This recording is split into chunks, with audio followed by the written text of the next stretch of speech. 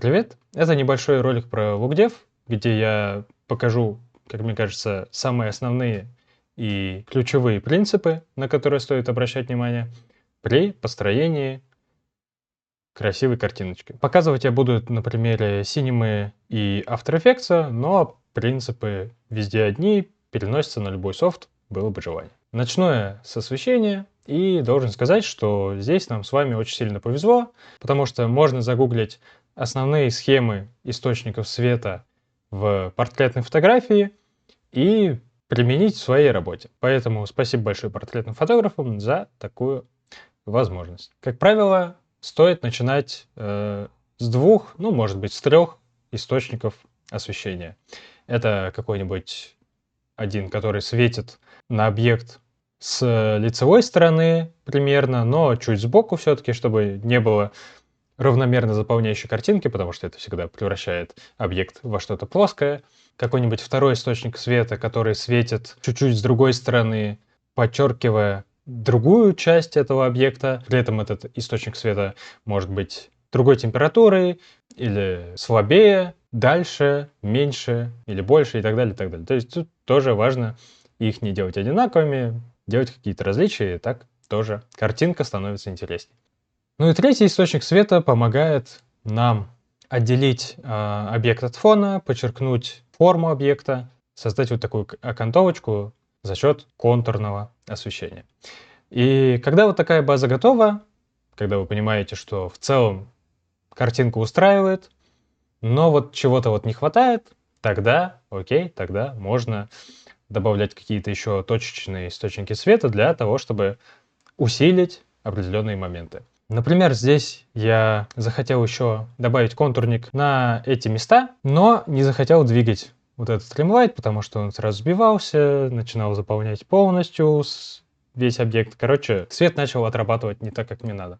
Поэтому я просто добавил еще один римлайт слева, появилась такая вот более мягкая, более аккуратная окантовочка. И еще посерединке, здесь он не особо заметен, но с другим материалом будет видно, что появляется здесь еще такая полосочка, которая дополнительно отделяет объект от фона и подчеркивает его формы. Также не стоит пренебрегать и HDRI-ками. Но, на мой взгляд, их лучше использовать как дополняющие источники света, не как основные. В данном случае я использовал HDRI-карту для создания дополнительных бликов в отдельных местах.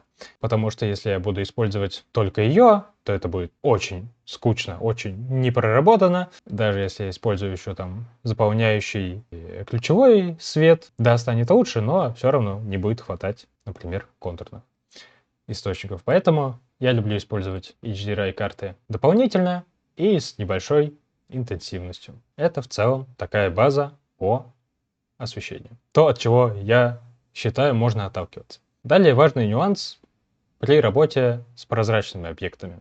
Вообще это касается части геометрии, что в целом важно для любых объектов, но если говорить конкретно про толщину, это особенно актуально для каких-то стекол, конфеток и других объектов, которые подразумеваются, что будут прозрачные. Потому что если я выключу толщину, станет видно, насколько сильно меняется сразу материал. Освещение осталось такое же. Материал сам тоже никак не поменялся. Но стоит мне выключить или включить толщину, то картинка сразу меняется.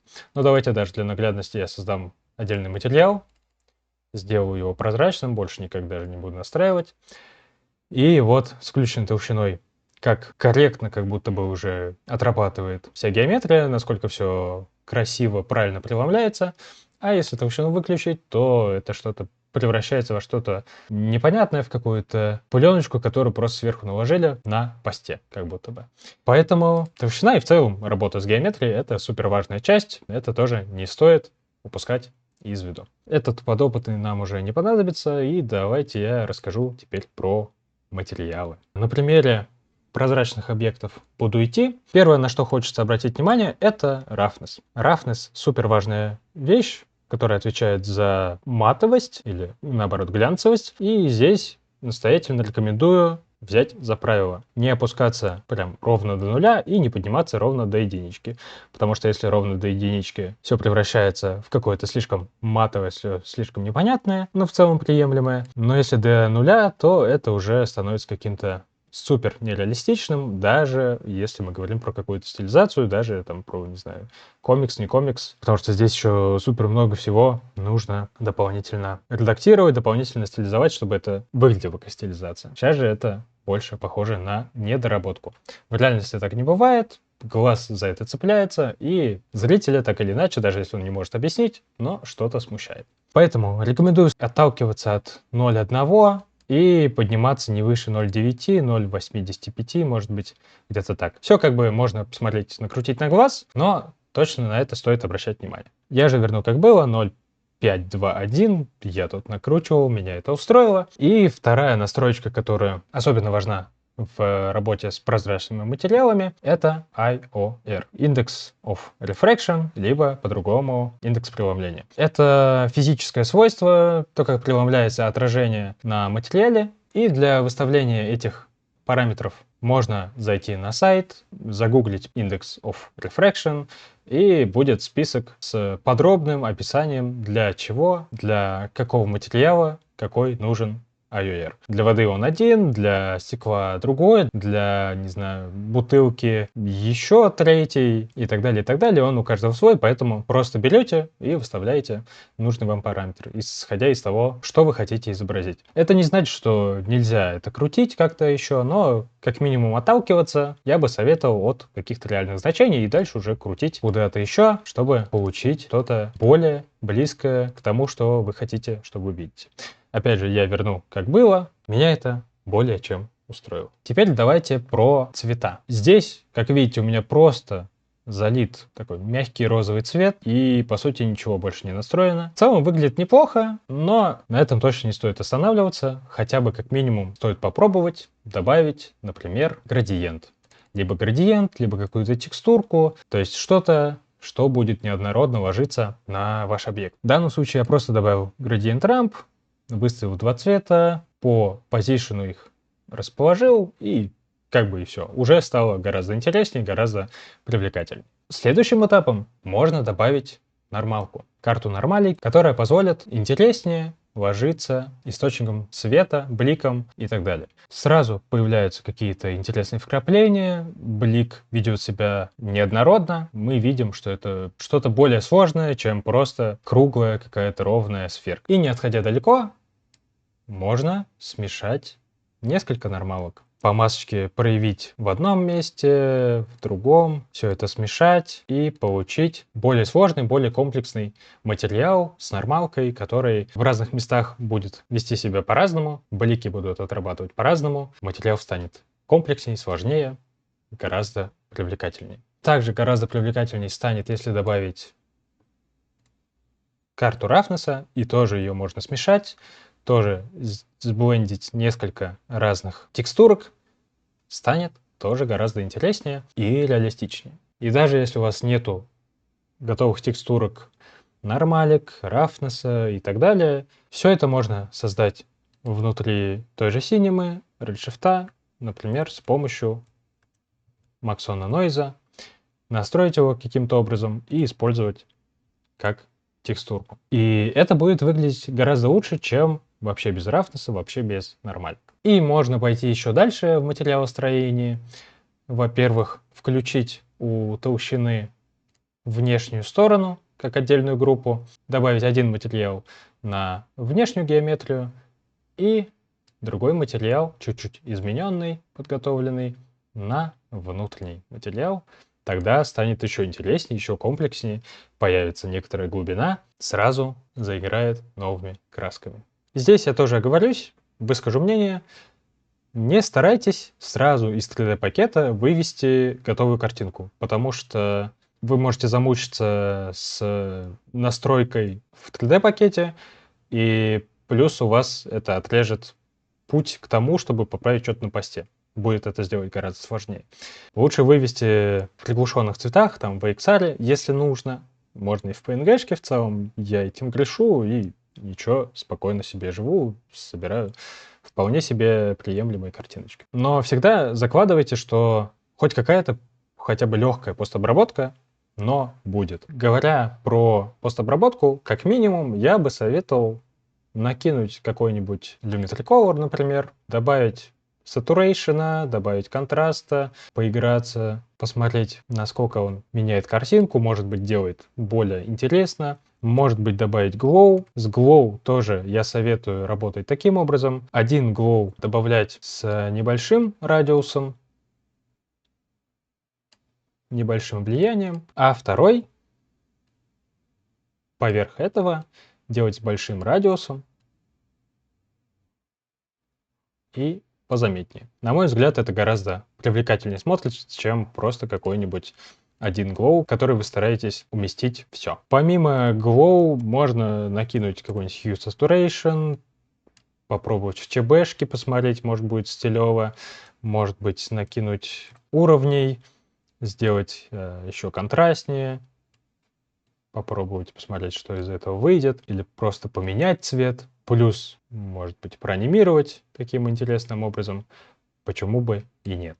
Дополнительно можно накинуть фон, сделать какой-нибудь градиент, дополнительно поиграть с масками для имитации теней, может быть, тоже поменять цвета, поиграться с разными. Если с подбором цветов проблемы, то тоже можно зайти в интернет, зайти на сайт color.adobe.com и поиграться здесь с цветовым кругом, посмотреть, что вам больше подходит. Попробовать, может быть, монохромную схему, скопировать один цвет, попробовать его применить. И от него уже отталкиваться, делать темнее, насыщеннее, ярче и так далее, и так далее. Либо использовать какую-нибудь комплементарную схему. Пробовать, смотреть, что вам больше подходит, что лучше работает в вашем случае. Что дополняет, а не переводит на себя, позволяет подчеркнуть сам объект и так далее, и так далее. Плюс ко всему на посте могут прийти различные другие идеи, например, сделать что-то а-ля неоновое. Например, здесь я так и сделал. Добавил для начала Lumetri Color, чуть-чуть поднял контраст и насыщенность, плюс добавил свечение. То же самое я проделал с палочкой отдельно. Ну и плюс работа на посте, то, что вы можете дополнительно скрыть какие-то участки, которые вам не особо-то нужны. В данном случае я поработал с палочкой, которая все равно мне не очень нравилась по освещению, и просто сильнее ее увел в тень. Потом еще добавил в отдельный прекомпоз, продублировал 3 раза и на каждый из слоев добавил Shift Channels для смещения по каналам для создания вот такой вот хроматической аберрации. Ну и одна из основных вещей, которые я люблю добавлять, это noise, потому что noise и мэтчит зачастую хорошо картинку одну с другой и добавляет каких-то деталек, добавляет реализма, потому что у реальных камер тоже есть noise, так или иначе он хотя бы немножко проявляется. Часто я использую монохромный, но в данном случае я увидел, что цветной мне нравится больше, и даже более того, я использовал в этот раз не noise, а grain, который тоже, насколько я помню, встроенный эффект в Аешке. Здесь использовал пресет, увеличил интенсивность и получил вот такой вот стилизованный, интересный результат. Ну и бонусом несколько пунктиков для проверки привлекательности картинки, для проверки, насколько она цепляет взгляд, насколько она контрастна, насколько зритель ее вообще будет хорошо считывать. Первый такой моментик — это проверка на силуэт. Можно просто сделать ЧБшную такую карту и посмотреть в отдалении, насколько она различима, насколько вообще взгляд может понять, что это такое. Часто, насколько я знаю, это используется у персонажников при создании, собственно, какого-то персонажа, для того, чтобы были привлекательные формы и различимые относительно всего остального. В данном же случае, конечно, это не особо применимо, потому что форма простая, чупа-чупс, все как бы сфера и сфера, в целом окей, но почему бы и нет. Следующий момент — это проверка в черно-белом режиме. Я это люблю делать быстро, вне любой программы, с помощью сочетания клавиш Ctrl, Windows, C. Единственное, эту настройку нужно предварительно включить в специальных возможностях Windows. В описании, кстати, оставил ссылку на пост, где я объясняю, как это сделать. Либо с помощью добавления эффектов, там, не знаю, Black and White, или просто переключения по каналам. И в таком черно-белом режиме хорошо понять, хорошо увидеть, насколько контрастна картинка, насколько она вообще различима. Потому что в цвете это не всегда заметно, и стоит на это обращать внимание. Здесь вроде вполне себе такая цветная, вроде яркая картинка, но если включить ЧБшный режим, видно, насколько она все-таки довольно узкая в своем диапазоне темных и светлых участков. Можно это усилить, сразу картинка становится привлекательнее, сочнее и глубже. Третий момент — это прием еще традиционных художников, которые мы тоже можем себе подрезать и использовать. Проверка изображения в отдалении. Благо нам для этого не нужно отходить, можно просто отзумить и посмотреть, насколько вообще считывается объект, насколько он тоже цепляет взгляд относительно всего остального, и понять, насколько он вообще различим. Понятно, что на таком маленьком изображении особо вообще ничего не видно, но в целом основная форма есть, это сфера, а как бы большего мне и не надо. Еще на таком отдалении хорошо становится заметно, как дела с композицией. Здесь за счет того, что я затемнил вот эту палочку, у меня вся композиция сдвинулась влево, соответственно, хочется ее сразу, всю картинку подвинуть правее, выровнять примерно вот так вот, может быть даже пониже. В целом, это все основные моменты, которые я хотел рассказать. Поэтому, если было хоть чуточку полезно, вы что-то узнали для себя новое и интересное, то ставьте лайки, подписывайтесь на канал, оставляйте комментарии, а я пойду выкладывать эту работу на Behance. Пока и быстрого рендера!